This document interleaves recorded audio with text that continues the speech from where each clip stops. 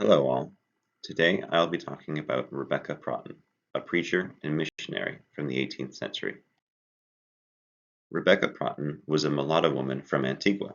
She proselytized in the Americas, in Europe, and in Western Africa. She was born in 1718 and during her time as a teenager was granted her freedom.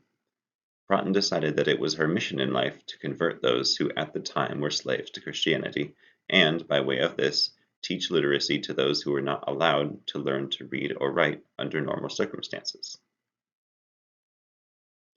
Protten was a member of the Moravian Church.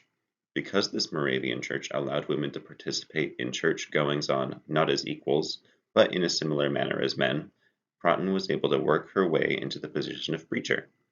Although literacy was prohibited for enslaved peoples in general, Protten was able to teach slaves in an informal setting due to her position in the Moravian Church. Protten never showed that she was anything but a missionary.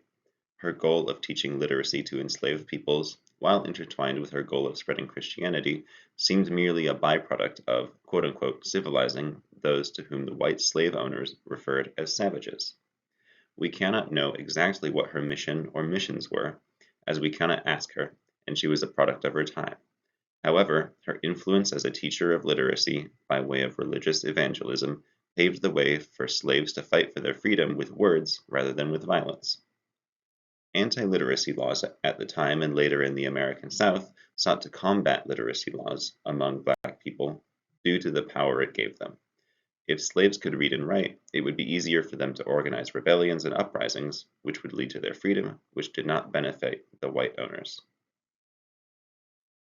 During her time in Western Africa, it's important to note that her introduction was restricted mainly to mulattoes.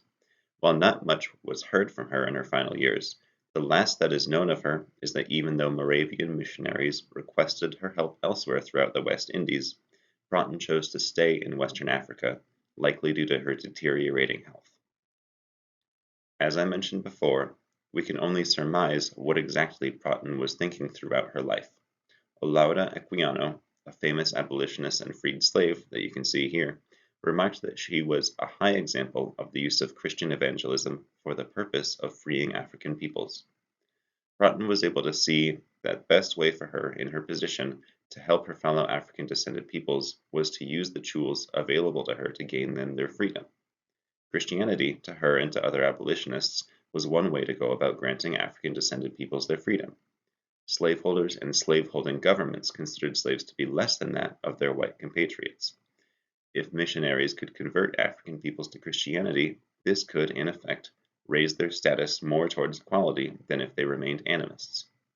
While we can never ask her her true intentions, Protten's ability to make use of Christianity as a tool to further the agenda of emancipation and to bring her people closer to equality with the slaveholding and ruling classes shows her intelligence and forward-thinking prowess.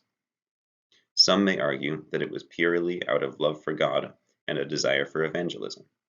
Some may argue that Christianity was nothing but a means to get what she wanted, freedom for her people.